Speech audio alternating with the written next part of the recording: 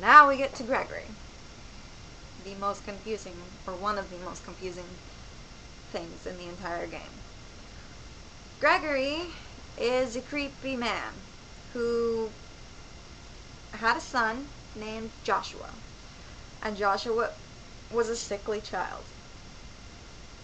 Gregory worked as a farmer, planting peas and carrots.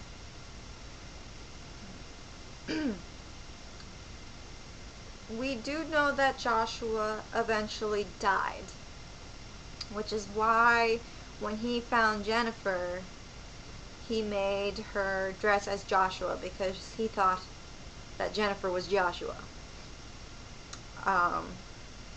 What we don't know is whether or not Joshua was sick, or whether or not Gregory kind of made Joshua sick.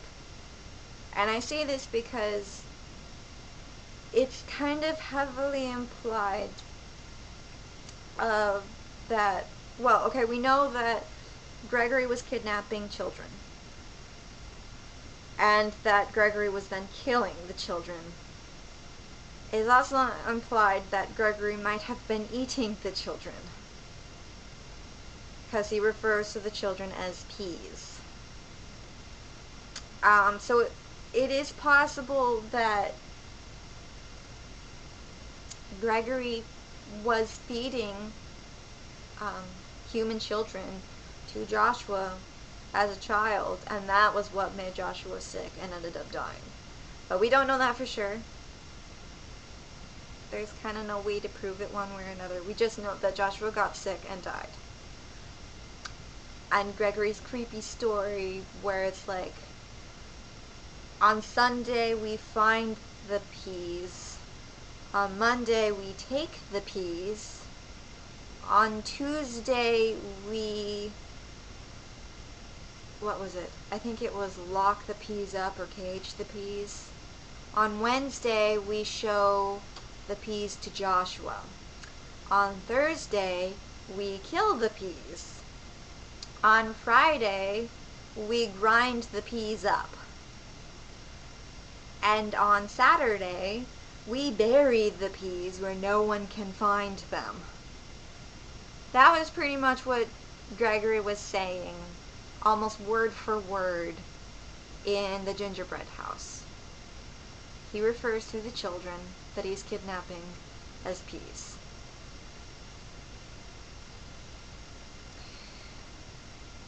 So, yeah. And once Jennifer runs away and Joshua is gone for good, Gregory kind of loses it completely. Although he could have lost it before then, and Joshua was just keeping him distracted. But once Joshua was gone for good, he started thinking of himself as a dog. And Wendy, the little girl, which there is not a picture of her on the cover, took advantage of that and was treating him like a dog and giving him commands like a dog. And she then made up the story about the stray dog that would come and take children and eat them. More implications of cannibalism. And implied kidnapping. Excuse me, somebody wants in desperately. Okay, come in. Come in. Get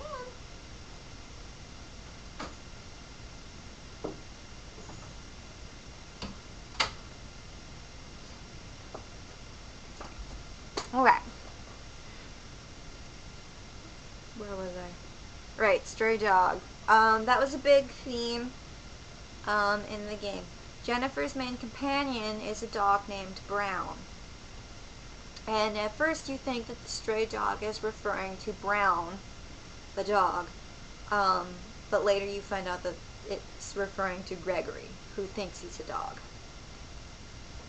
At the end of the game, actually no, I should probably have talked about Brown now. Okay, so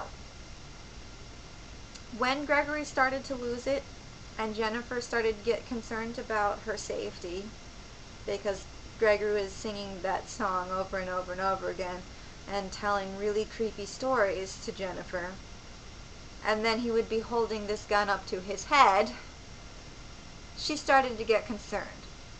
So she began writing letters to Wendy. I have no idea how they met, but considering Wendy is also a sickly child, it is theoretically possible that Gregory at one point took Joshua to a hospital of some sort, and that's how they met. And maybe Wendy was actually writing letters to Joshua before Jennifer took his place. But either way, they continued to correspond, and then Wendy decided to come and rescue Jennifer. And yeah. So they left. Jennifer took a teddy bear with her, and Wendy grabbed the gun and took that away from Gregory for his own safety.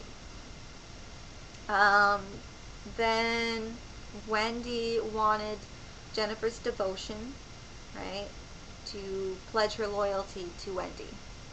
And so Wendy, gave this red little clasp, pin, whatever you want to call it, to Jennifer, and Jennifer gave her the teddy bear, which Wendy then named Joshua. So then she became very loyal to Wendy. Keep in mind, Wendy is a sickly child, so a lot of the time she is in the infirmary sick. Then later, Jennifer discovered the puppy, Brown, and started spending more time with the dog than she was with Wendy, who doesn't really have people come to visit her because 90% of the time she's in the infirmary. So Wendy gets jealous. And eventually, Wendy decides to start taking it out on Jennifer, which is where the aristocrat society is formed. And Jennifer gets placed at the bottom. And Wendy is, of course, the leader, the Rose Princess. And so everybody is taking orders from Wendy. Chrissy, you were just out. So everybody's taking orders for Wendy. And they have these really creepy things going on, like bringing off weekly offerings. And if you don't bring offerings, you lose favor in the aristocrat society. Well, at one point, you find out that the offering became Brown, the dog. So all of the children killed the dog, minus Clara and Jennifer, obviously. So at the very beginning of the game, when you're approaching the orphanage and you see children beating on a bag that's becoming more and more bloody, that is actually the scene where they are beating up the dog and killing the dog, and then they take that as an offering. That's about when Jennifer finds out what they did and completely loses it. Hence, more post-traumatic stress. So she basically starts an argument and gets really mad that everybody is blindly following Wendy. And, then everybody is like, oh, maybe she's the one that should be in charge. So they stop paying attention to Wendy. Wendy then feels extremely guilty and brings Gregory to the orphanage. By this point, Mr. Hoffman, Clara, and Martha have left, and it's just the children at the orphanage. So she brings Gregory to the orphanage. And Susan, one of the little girls, sees Wendy in the window and says, "It's Wendy! Look, it's Wendy!" She has this adorable little accent. And so everybody's like, oh, well, forget you, Jennifer. We all want to see what's going on, so they go downstairs. But Jennifer stays upstairs. Obviously not in the game. This is what actually was taking place in the past. She stays upstairs and all the other children run downstairs. And so you hear the children screaming as you're making your way down. And that is because Wendy had given Gregory back his gun. And Gregory then shot every single one of the children and then shot himself. And you know that he did this because in the smoke room, on the blimp, you find newspaper articles about shooting at an orphanage. Told you. Yeah.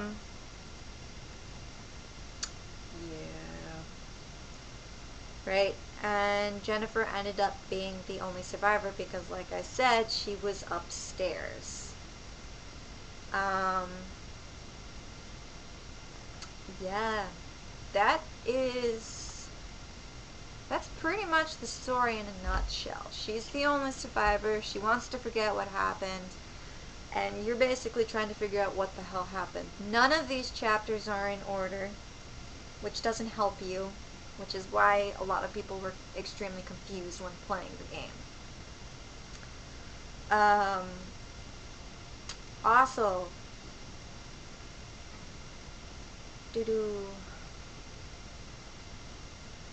I should mention that Margaret is not actually a bad kid like a lot of people seem to think.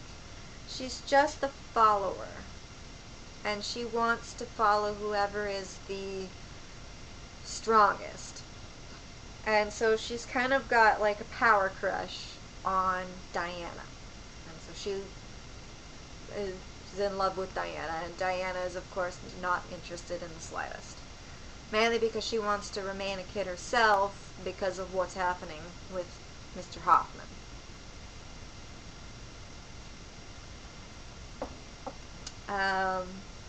And Amanda is kind of a spiteful child, but that's more because of how self-conscious she is. If you pay attention to her, she's actually the most nicely dressed child, and she pays the most attention to her hair. She tries really hard to look really pretty, but because she's chubby, all of the children make fun of her. So she's extremely self-conscious. And when the other children start to pay more attention to Jennifer, she becomes spiteful because she's already one of the lowest because of how much teasing she gets. So she does not like Jennifer because of that. And Jennifer's getting more attention than her, and Jennifer had just joined the orphanage. Susan, you don't really find anything about. Nicholas, Xavier, and Thomas, you don't find anything about. Although Thomas is kind of... It's implied that he's mentally retarded of some way. Because he's always quiet, and he's never really talking, ever. And just loves to play with trains.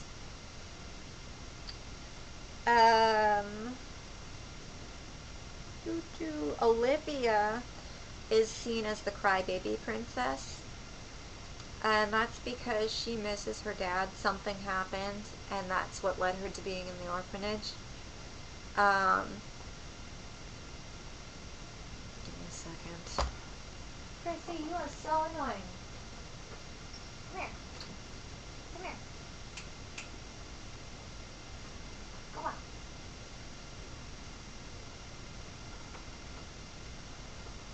Go on.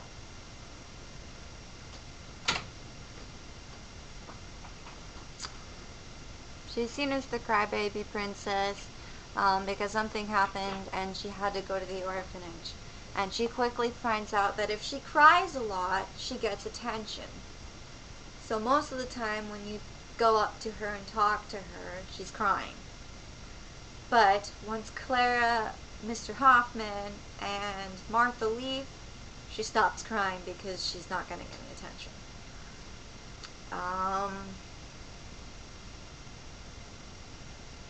yeah, that's about it. Oh, and that one of the theories why Mr. Hoffman left is not because Jennifer was making the children unruly, but because uh, both Diana and Clara were getting older, um, and if they chose to leave, they could press charges. So he might have been figuring, okay, time to get out of Dodge, so that he didn't get charged with sexually abusing minors.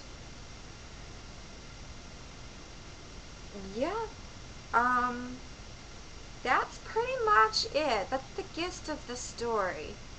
Um, so Jennifer is guilty about surviving, and she's trying to recall what happens.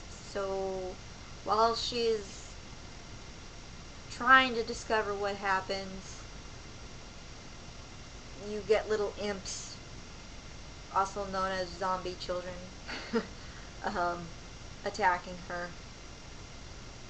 And some of them have various representations, like Margaret has a goat-looking zombie kid, and Diana has kind of like a rat representation. Amanda has a pig. They're not very nice. And there's one more, but I'm drawing a blank right now. Whatever, not really important. Okay. The game itself is relatively short. You get lots of weapons. The more weapons you find, the better the weapons you find, the faster you can kill the little zombie children. You quickly discover that it's easier just to go around them than to kill every single one of them. You also discover that you need food because when they do attack you,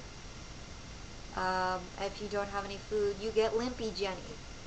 And if you think Jennifer is slow on her own, she's nothing compared to Limpy Jenny. She goes at like less than a snail's pace. So, always have food on hand. I learned this the hard way. Don't ever stick it in the bucket. Ever. And anything you drop in your inventory because your inventory is full and you need to grab something, you will find it in the bucket. So you never permanently lose anything. Also, the game is idiot-proof. There is no freaking way you cannot beat this game because you basically will find one item, right? You put it in the find box and then you make the dog find it. The dog will then lead you. By the second chapter, you have pretty much memorized the layout of the entire blimp, I guess. And even the orphanage. It is not hard to beat the game. Your main problem is, of course, figuring out that you need to follow the dog and you need to avoid confrontation. Once you figure that out, it is really not hard to beat the game. I seriously beat the game for the second time in one day within 5 hours. And that's including getting every little side quest that you would want to get in 5 hours. No joke. This is not a long game. It's really entertaining to play, and I love it because you have to try and figure out what is going on because it's so big. I would highly recommend it, and yeah, that's about it. I think I'm going to stop talking now because this video is probably ridiculously long, and I'm sorry, folks.